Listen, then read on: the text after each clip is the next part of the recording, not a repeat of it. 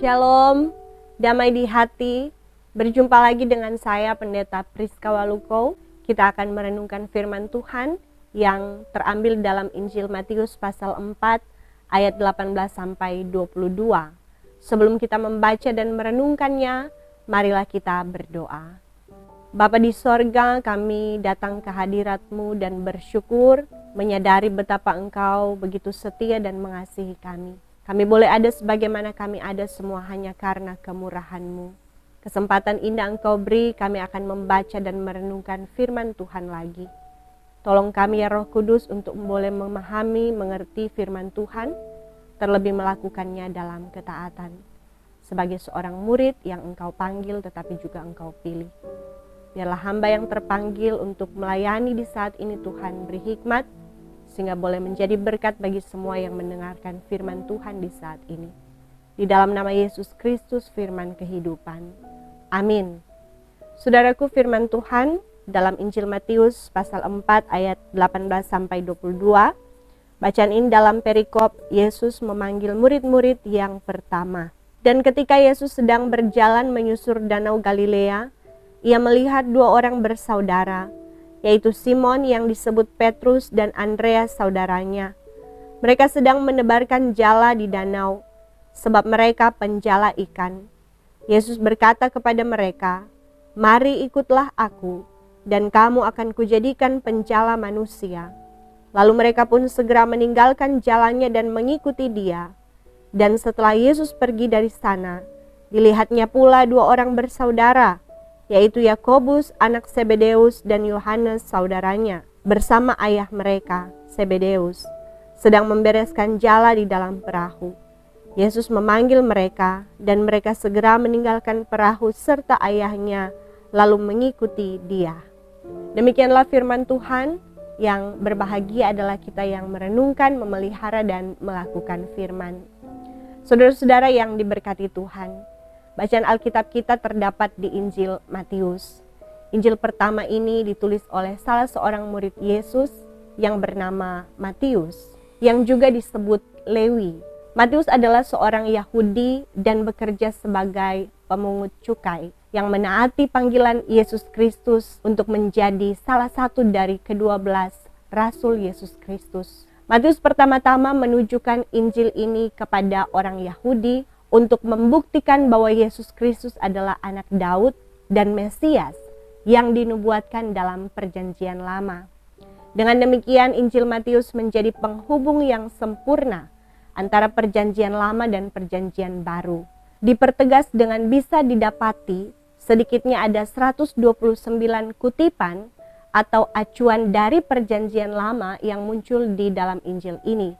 Di dalam Injil ini juga kita akan mendapati sebuah penyusunan yang teratur tentang kisah hidup Yesus yang dimulai dari silsilah Yesus Kristus, kemudian kelahirannya, kemudian mengenai baptisan dan godaan yang dialaminya di padang gurun saat ia berpuasa, lalu mengenai karya Yesus di Galilea, baik saat ia berkhotbah, mengajar, dan menyembuhkan orang, kemudian saat ia ke Yerusalem, hingga apa yang terjadi dengan Yesus dalam minggu terakhir hidupnya di dunia ini dan memuncak pada kematian dan kebangkitannya.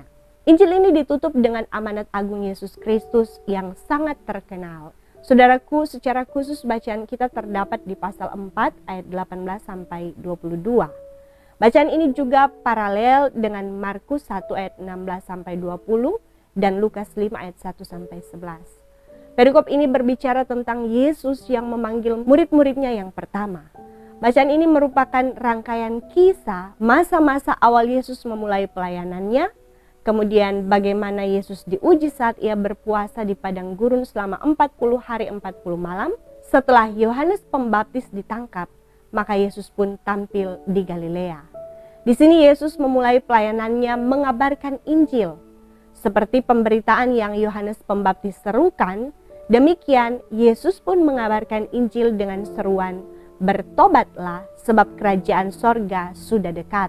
Yesus yang adalah Allah itu sendiri, tetapi ia datang untuk melayani, bukan dilayani. Saudaraku, dalam menjalankan misi keselamatan, kita tentu setuju bahwa Tuhan bisa melakukan segalanya dengan kuasanya. Bahkan tanpa bantuan pihak lain pun Tuhan bisa menjalankan misinya. Ia maha kuasa. Ia berfirman dari tidak ada menjadi ada. Ia bisa menjalankan misinya tanpa bantuan siapapun. Tetapi ternyata bacaan kita menunjukkan bahwa Tuhan tidak mau bekerja sendiri. Tetapi ia berkenan memakai manusia untuk menjalankan misinya. Dalam bacaan ini, mulai ayat 18, kita mendapati bahwa Yesus memanggil murid-muridnya saat ia sedang berjalan menyusur Danau Galilea. Di zaman Yesus ada pemukiman penduduk di sekitar Danau Galilea. Juga banyak kegiatan perdagangan serta banyak aktivitas nelayan dan perahunya yang bekerja mencari ikan di danau ini. Sehingga dari bacaan ini kita tahu bahwa Simon Petrus, Andreas, Yakobus, dan Yohanes adalah para nelayan yang bisa jadi tinggal di pemukiman tepi Danau Galilea dan sehari-hari bekerja di danau ini sebagai nelayan. Yang jelas adalah saat Yesus melihat mereka sedang menebarkan jala, juga sedang membereskan jala, karena mereka disebut adalah penjala ikan atau yang kita kenal dengan nelayan. Ayat 19 adalah saat Yesus memanggil mereka, Yesus berkata, "Mari ikutlah aku, dan kamu akan kujadikan penjala manusia." Saudaraku, murid-murid pertama yang Yesus panggil ternyata adalah mereka yang sedang bekerja dan adalah para nelayan yang bisa dikatakan dalam konteks bacaan kita adalah orang-orang yang tidak berpendidikan tinggi. Tetapi kelebihan nelayan adalah mereka rajin bekerja, tekun dan sabar. Selanjutnya ayat 20 dan 22 kita akan melihat bagaimana respon dari keempat orang ini ketika Yesus memanggil mereka. Tertulis di ayat 20, lalu mereka pun segera meninggalkan jalannya dan mengikuti dia. Juga di ayat 22 tertulis, mereka segera meninggalkan perahu serta ayahnya lalu mengikuti dia. Saudaraku, sungguh respon yang luar biasa baik. Mereka tidak menunda-nunda, karena bisa saja mereka merasa pekerjaan mereka terganggu, atau mereka sedang sibuk-sibuknya. Tetapi yang ada, mereka justru segera meninggalkan jala dan perahu, bahkan dikatakan meninggalkan ayahnya. Mereka rela meninggalkan apa saja, baik pekerjaan maupun keluarga, demi mengikut Yesus. Dengan demikian, mereka sungguh menanggapi panggilan Tuhan dengan penuh totalitas. Saudaraku, melalui bacaan ini, sebagai orang percaya, kita pun harus menyadari bahwa kita semua dipanggil oleh Yesus untuk menjadi muridnya ketika kita mengaku sebagai orang Kristen. Karena Kristen berarti pengikut Yesus. Maka sebagai pengikut Yesus, kita pun harus bersedia menjadi pelayan Tuhan dan bekerja di ladang Tuhan. Pertanyaannya, apakah kita sudah sungguh-sungguh menjadi murid Yesus? Saudaraku, sebagai warga gereja, kita pun sedang dihadapkan dengan momen pemilihan pelayan khusus. Karena itu mari kita bercermin pada firman Tuhan agar kita bisa dituntun oleh kebenaran firman, baik untuk memilih pelayan khusus, tetapi juga bisa jadi kita yang akan terpilih menjadi pelayan khusus. Ada beberapa hal yang bisa direnungkan. Yang pertama, kriteria murid Yesus, dipanggil dan dipilih Yesus. Saudaraku, ada tertulis dalam Matius 22 ayat 14, sebab banyak yang dipanggil tetapi sedikit yang dipilih. Firman ini menunjukkan bahwa Yesus memanggil banyak orang untuk menjadi muridnya. Tetapi dalam masa pemuritan akan ada murid yang kemudian kedapatan tidak taat, tidak setia, dan tidak mampu menjalankan masa pemuridannya, sehingga ia tidak dipilih oleh Yesus. Inilah yang dialami oleh Yudas Iskariot. Dari 12 orang murid Yesus, Yudas Iskariot tidak mampu melewati masa pemuritannya. Di tengah jalan, ia memilih meninggalkan sang guru, sehingga ia pun gugur dan menjadi orang yang ditolak Allah dan binasa. Saudara, demikian kita. Meski ada begitu banyak orang Kristen, tetapi tidak semua orang Kristen adalah murid Yesus. Dalam pembacaan yang lalu dalam surat Yudas, mereka inilah yang disebut penyusup-penyusup. Mereka ini mengikut Yesus hanya karena ingin memuaskan hawa nafsunya.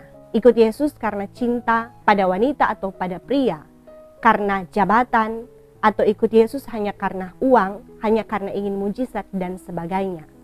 Orang-orang seperti ini tidak memiliki ketaatan dan kesetiaan kepada Yesus Sang Guru. Sehingga saat berhadapan dengan godaan, cobaan, pergumulan, apalagi penderitaan, akan memilih meninggalkan Yesus, bahkan menjual Yesus. Karena itu saudaraku, ingatlah bahwa mengikut Yesus, jangan dulu pikir senang-senangnya, hidup nyaman, hidup tanpa pergumulan, tetapi sebagaimana syarat yang Yesus berikan untuk mengikutnya adalah menyangkal diri dan memikul salib yang berarti menderita. Saudara, sebagaimana Yesus yang memenangkan kita dari dosa dan kebinasaan melalui jalan penderitaan atau jalan salib, demikian kita harus dimuridkan melalui penderitaan di jalan Tuhan, sehingga kita menjadi murid yang bukan hanya dipanggil, tetapi juga dipilih untuk beroleh keselamatan. Selanjutnya, kriteria murid Yesus dalam bacaan ini adalah mereka adalah orang-orang kecil. Saudaraku, dalam melakukan misi keselamatan, Tuhan Yesus memanggil murid-murid yang sebagian besar berasal dari kalangan bawah. Sebagian besar muridnya adalah nelayan. Bahkan Matius, penulis Injil Matius ini, juga adalah seorang pemungut cukai. Orang-orang yang dipandang rendah dan bahkan hina di lingkungannya. Yang Yesus lakukan mengajarkan kita agar jika kita memilih pelayan Tuhan, atau jika kita dipanggil untuk menjadi pelayan Tuhan, bagi orang-orang kecil, jangan minder, dan orang-orang besar, jangan sombong. Jika saudara dipanggil menjadi pelayan, jangan menolak panggilan Tuhan hanya karena merasa diri tidak layak. Jika saudara dari kalangan bawah, tidak berpendidikan tinggi, tidak punya jabatan, atau lemah secara ekonomi, ingat, Yesus pun memanggil murid-muridnya sebagian besar adalah dari kalangan bawah, tidak berpendidikan tinggi. Bahkan orang-orang yang dikatakan termarginal dalam masyarakat. Tetapi justru pelayanan orang-orang kecil ini bisa berpengaruh sangat besar, bahkan sampai menggoncang pemerintahan Romawi dan paham Yudaisme. Terbukti saudara, Petrus yang hanyalah nelayan itu, tetapi kesungguhannya mengikut Yesus, kesediaannya dimuridkan oleh Yesus, oleh kuasa Roh Kudus, Petrus menjadi seorang pengkhotbah yang luar biasa. Kita tahu di hari Pentakosta, ketika Petrus berkhotbah, ada kira-kira 3.000 jiwa bertobat dan dibaptis. Karena itu saudara, jika kita dipercayakan melayani, jangan rendah diri, jangan takut jika saudara hanyalah orang kecil di lingkunganmu. Karena bukan soal siapa kita, tetapi siapa yang memakai kita, itu yang penting saudara. Namun bukan berarti orang dari kalangan atas tidak layak menjadi murid Yesus. Karena kita tahu, Yesus juga memanggil orang-orang berpendidikan dan banyak orang kaya yang menjadi pengikutnya, bahkan menjadi muridnya. Seperti Saulus yang kemudian menjadi seorang Rasul Paulus. Ia adalah orang besar saudara, punya pendidikan tinggi. Ia dididik di bawah imam besar Gamaliel, menguasai Taurat, menguasai bahasa Alkitab. Ia pun dipanggil dan dipilih saudara. Ada juga Barnabas dalam gereja mula-mula, dan juga pengusaha seperti Lydia di gereja Filipi. Dan masih banyak orang kaya yang dipanggil Yesus dalam Alkitab.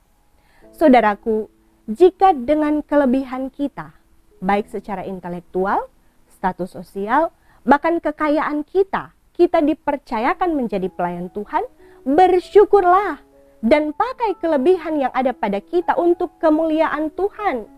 Ingat, semua yang ada pada kita adalah milik Tuhan, titipan Tuhan pada kita, agar pekerjaan Tuhan bisa terlaksana di dalamnya. Kemudian kriteria murid Yesus adalah para murid Yesus dalam bacaan kita memiliki karakteristik seorang murid yang baik.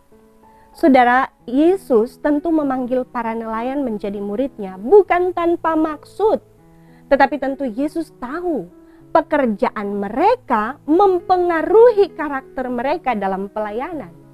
Nelayan pasti adalah orang sabar, rajin, tekun, dan berani, saudara. Saudara, jika kita dipanggil untuk melayani Tuhan, maka Tuhan pasti telah melihat bahwa karakter muridnya ada dalam diri kita. sabar melayani, karena dalam pelayanan akan banyak hal yang menguji kesabaran kita, baik dalam diri kita sendiri, tetapi juga yang datang dari lingkungan, bahkan dari keluarga kita sendiri. Kita harus rajin melayani, sebagaimana Yesus datang bukan untuk dilayani, melainkan untuk melayani. Demikian sebagai murid Yesus, pelayan Yesus, kita yang harus mencari jiwa, melayani sesama dengan sukacita. Selanjutnya, tekun melayani. Pekerjaan Tuhan tidak dibatasi oleh jam dinas seperti para ASN, saudara. Tetapi pekerjaan Tuhan bisa terjadi setiap jam. Mungkin kita dipanggil tiba-tiba untuk melayani orang sakit, orang berduka, orang kena musibah, orang yang tiba-tiba meminta didoakan, dan lain sebagainya yang membutuhkan kehadiran kita, kesiapan kita. Mari tetap tekun dalam pekerjaan Tuhan jika kita dipercayakan pelayanan. Berani dalam melayani. Saudara, menjadi pelayan Tuhan identik dengan banyak tantangan dan penderitaan. Seperti bisa dibenci karena melakukan kebenaran, bahkan disingkirkan karena tidak mengikuti kebiasaan yang salah. Saudara, dalam melayani Tuhan, apakah kita berani berjuang di saat-saat terberat? Sebagaimana nelayan yang berani menerjang badai, demikian pelayan Tuhan akan tetap berani menghadapi tantangan, bahkan melawan kejahatan dan kecemaran, menegakkan keadilan, hingga melawan ajaran sesat. Agar domba-domba Tuhan yang dipercayakan kepada kita tidak binasa, maka mari sebagai pelayan Tuhan, majulah dengan berani, karena ada Tuhan yang menyertai. Ada tertulis, jika Allah di pihak kita, siapakah yang akan melawan kita? Yang kedua, respon atas panggilan Yesus.